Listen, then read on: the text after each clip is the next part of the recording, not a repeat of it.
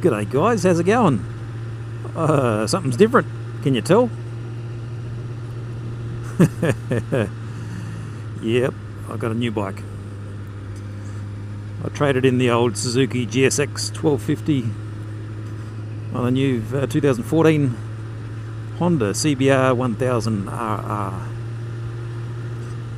And so far, I love it. It's good. It's nice. It's fast. Don't know how fast yet, but fast enough to get me in trouble. I only picked it up yesterday. I've put 342 kilometres on it. So I'm still running it in, so I've got to be gentle. So I've been keeping the revs fairly low and sort of varying the revs, not sitting on one speed for too long. Not lugging the engine too much. Yeah. Supposed to do that for the first 500 kilometres, so I've got another 160 or so to go. Then I can flog shit out of it. So anyway, yeah, it's a completely different bike to anything I've had before. I think that Aprilia in my last video was the first sports bike I've actually ridden, like the sports style with clip-ons. And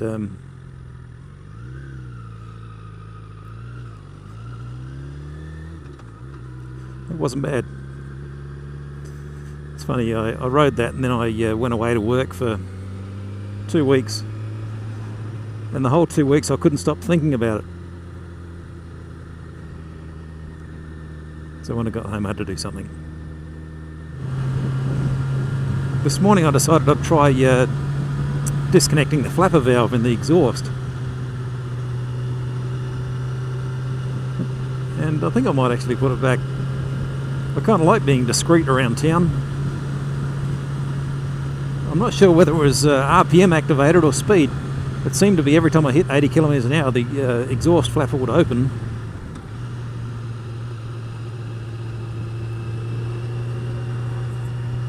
And then below 80 it would close again.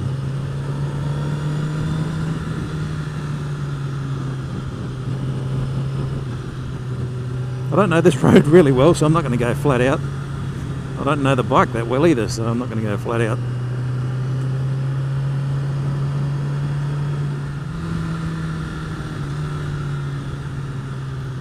So straight out the box, the suspension actually feels pretty good. Some of the roads around here are rough as guts. Tree roots and all sorts. But yeah, suspension feels good. The riding position is obviously uncomfortable. It is a sports bike after all. I am 6'4" and weigh just under 110 kilograms. I'm not sure what that is in pounds for you Americans, but so I'm a big fella.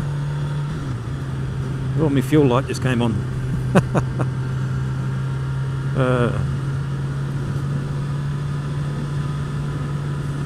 Yeah, leg position is very.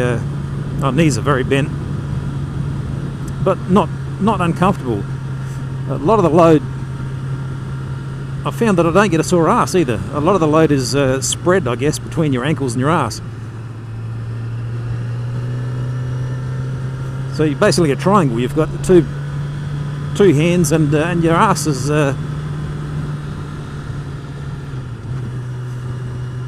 taking all those instead of just your ass, which is interesting.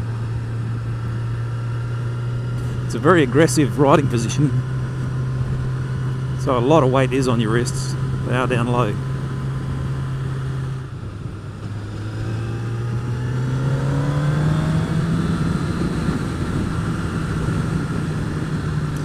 Oh, I love it.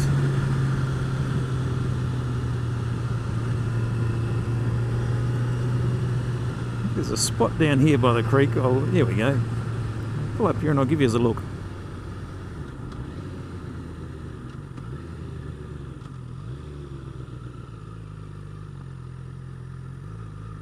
Bit of dirt action for the girl. Meh.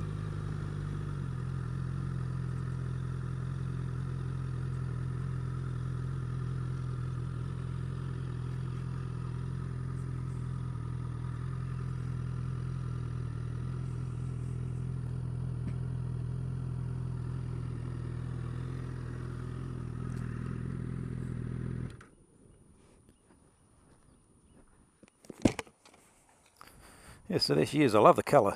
Well, it's white. They only come in two colours this year, white and black, in the Australian market anyway. I have thought about putting a different exhaust on it, but I think that really suits this bike. I love the look of it. I don't really want to change that. That flapper valve closes off this large port, so at low speed all the exhaust come through the small one, which quietens it down a hell of a lot.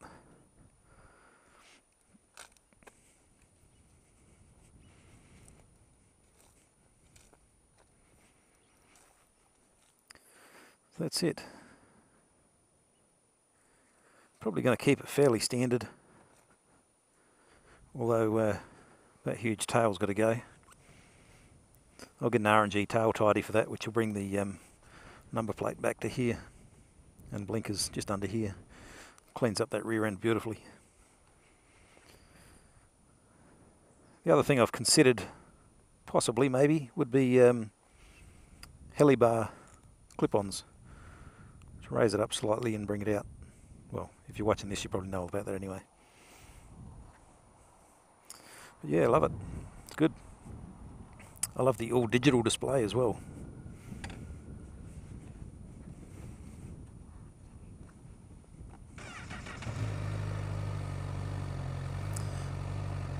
Very cool.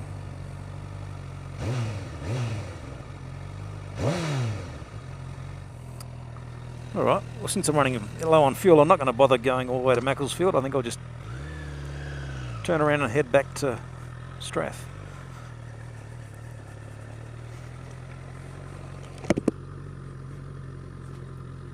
Bit of dirt road action. I don't know what that was. That was a strange American accent. Now I'm probably going to stall it here. Oh, nearly.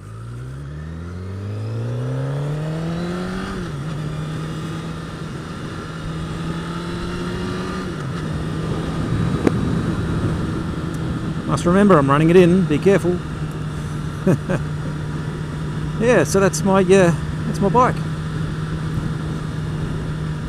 So far I love it. Looking forward to being able to open her up a bit more. Get those revs up there and see what that's like up the top end. That's where all the power is apparently.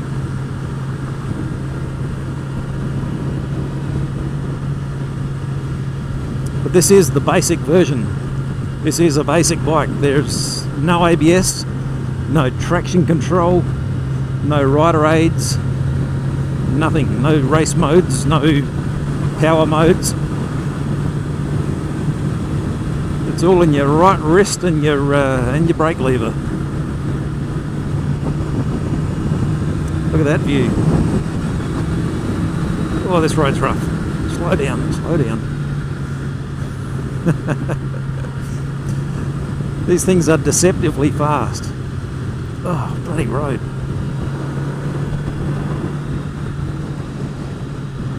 It's very easy to go fast. Also stops very easily too.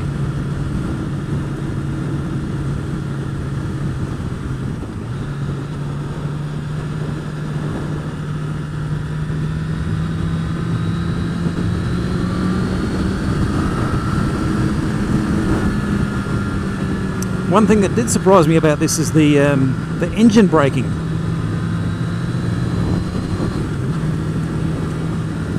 I really wasn't expecting it. When I hadn't ridden this. The first time I rode this was when I left the dealer picking it up, and the engine braking actually really took me by surprise.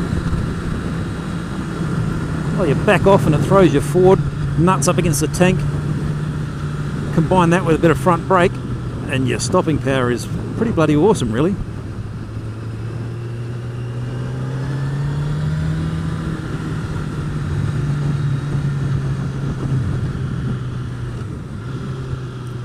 It does have a slipper clutch, so I guess that is a rider aid.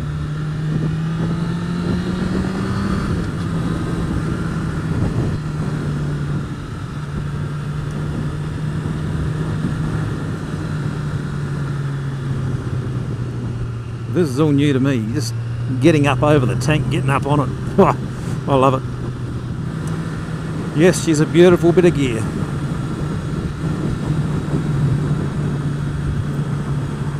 So I guess if you're a tall rider, you're not sure if you can fit on a bike like this, I'd say go for it. It may take your back and wrists some time to get used to the position, but it's definitely doable. Alright, that's a short blast on my new CBR1000RR. If you've got any suggestions on modifications, put them down below. If you've got one, got something that works really well, if there's some essential modifications that you think every CBR1000 should have, let me know. If you do have any questions about the bike, also let me know. Leave a comment. Rate, subscribe, like, all that shit. No, you don't rate anymore, do you? Alright. Well, thanks for watching.